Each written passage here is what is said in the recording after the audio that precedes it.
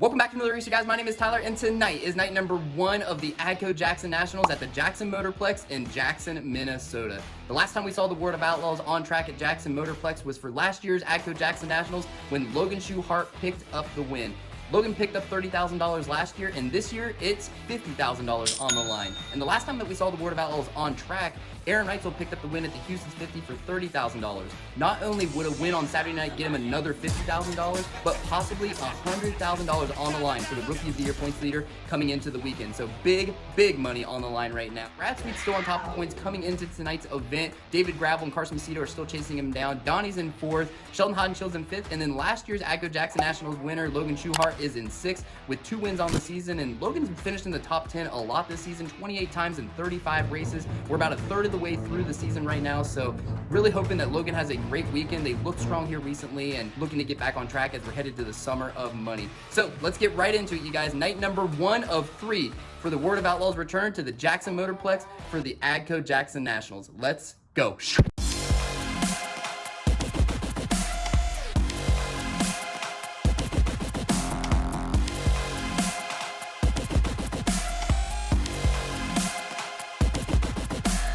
Welcome back, you guys. So we got 36 cars on hand tonight at the track for the AGCO Jackson Nationals in a special Jackson Nationals format. It's not your traditional World of Outlaws format tonight, so stick with me. Each spot in qualifying and heat races and feature action are all going to be worth points. Each spot in qualifying is worth 1, and each spot in heat races is going to be worth 5 points. So it's going to be important not only to set your car up for speed early on in the night, but then set your car up for passing later on in the night, because we're inverting 32 cars in our 4 heat races tonight. What that means is that the fastest guy in qualifying is going to start 8th in his heat race, and then he's expected to pass cars and make up positions, obviously, to gain points. All right, so the guy that qualified 29th, he's going to start on the pole of heat race number 1. The guy that qualified 30th is going to start on the pole of heat race number 2, and so on and so forth. Fastest overall in qualifying is the madman Kerry Madsen. He's been fast the entire month of June and looks fast again tonight. Going out in the middle of qualifying tonight was Logan Schchuchart. He would be 2nd quickest.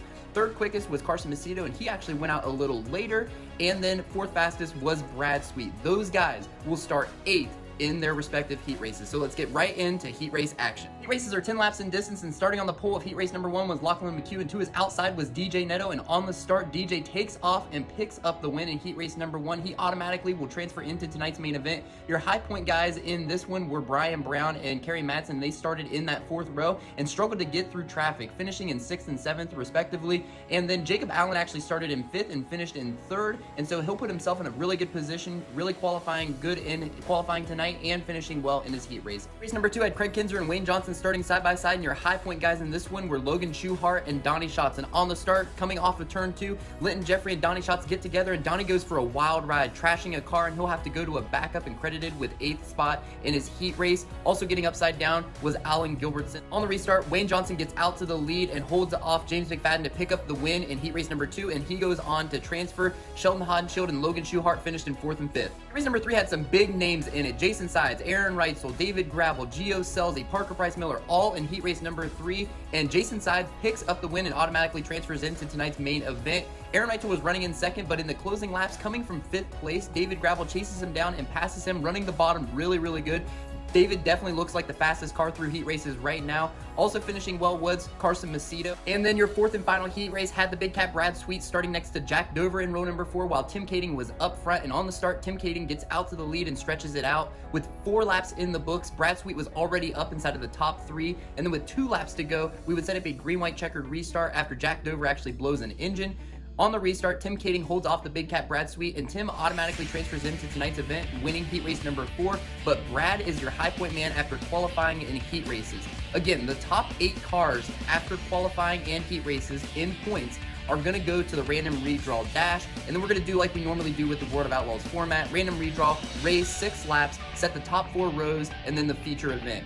9th through 20th will be set up by their heat race win and accumulated points throughout qualifying and heat races, and from 21st on back, these guys will go to the last chance showdown. And as you can see, Parker Price Miller and Donny Schatz tied 1 point out of the automatic transfer, so these guys will go to the B. But because Donny Schatz goes to a backup car, he will have to start dead last in the B main, and Parker Price Miller and Ian Madsen will start on the front row. The B main is 12 laps, and Parker Price Miller picks up the win. With 5 laps to go, Donny Schatz from the tail of the field is up into a transfer spot, and then gets around Corey Eliason for assurance and finishes in third. Finishing in second was Spencer Baston, and Eliason held on to fourth. And then your dash was set by random redraw, and your high point man coming into tonight would be Brad Sweet, and he would draw the 8 and finish in 7th in the dash. Starting on the pole of the dash would be David Gravel, and David holds off Logan Schuchart to pick up the win and start on the pole of night number 1 of the AGCO Jackson Nationals. Starting to his outside will be Logan Schuchart, who finished in 2nd. Sheldon Haudenschild actually started on the outside of the front row and finished in 5th.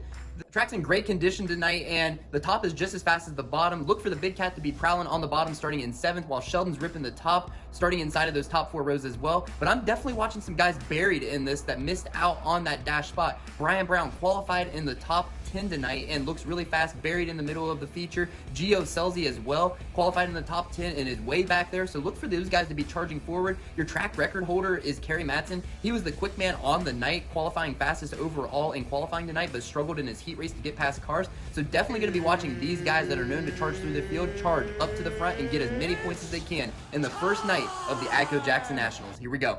On the start, Logan Schuchart rips the top around David Gravel and takes the lead, leading and heading for lap traffic in just 4 laps. Kerry Madsen from the middle of the pack is already up inside the top 10 after 2 laps and looking for 6th around Brock Zierfoss when the caution comes out with just 4 laps in the books for Wayne Johnson slowing on the top, giving up a 3-second lead by Logan. He was running the bottom and getting into lap traffic and was setting a torrid pace early on. On the restart, Kerry Madsen continues his charge from 14th up to 4th, getting around CARSON MACEDO and looking for both David Gravel and Logan Schuchart running in the top 2. Logan stretches the lead back out, but David slips back into the grips of Kerry Madsen, and Kerry throws a slider on him and gets by him. 20 laps to go, Logan is closing in on lap traffic. Brad Sweet is running in 10th, and Donny Schatz is from the tail up into 14th. With 15 laps to go, Kerry Madsen is stalking Logan Schuchart, waiting to pounce and make his move. Logan is still really good though in traffic, running the top. Everybody's around the top right now.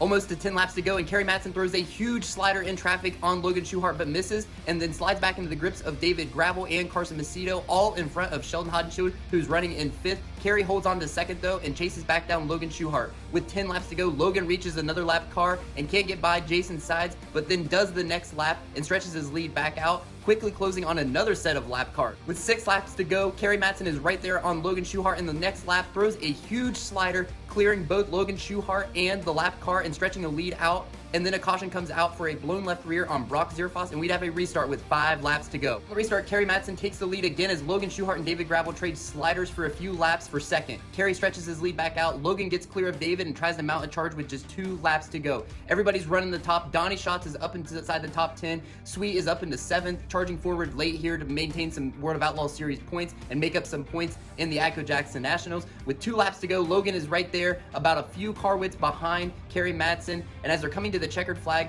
Logan Schuchart throws a huge slider in 3 and 4, but it doesn't stick, and Kerry Madsen holds on to win night number 1 of the AGCO Jackson Nationals. What a night for the 14 team. You pick up the quick time award on the night, then struggle in your heat race, get buried in the feature, start 14th, and within a few laps you're up inside the top 5, and then pick up Kerry Madsen's 26th win of his World of Outlaws career. This is the first win for Kerry Madsen with the World of Outlaws this year though, and really kicks off a huge summer of money for Kerry, and we're heading to some great tracks that he's really good at, including the Knoxville Nationals in under a month and a half. So coming home in 2nd was Logan Schuchart. He was just 1 spot shy of getting his 3rd straight win at the Jackson Motorplex. Look for Logan to be back up front again tomorrow night, and coming home in 3rd was your pole sitter David Gravel. That wraps up night number 1 of the AGCO Jackson Nationals. Make sure you guys tune in tomorrow night for night number 2, all leading up to the final night, the AGCO Jackson Nationals on Saturday for $50,000. Make sure you guys like, subscribe, and share this content so that you and everybody else can stay up to date on all the World of Outlaws news throughout the 2021 season. And until next time, you guys, I'll see you back here tomorrow, and stay dirty.